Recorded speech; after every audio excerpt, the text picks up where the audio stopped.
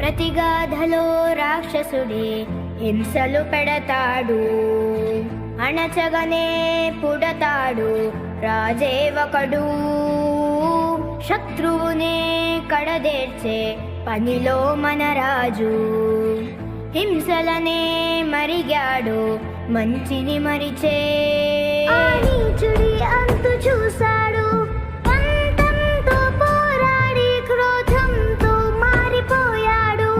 తానే ఒక రక్కసుడై సాధించే గుణం ఉండాలి, బలవంతుడైన ఎదిరించాలి. మీ ఓర్పు నేర్పునిక చాటాలి, గెలవాలంటే మన్నించాలి.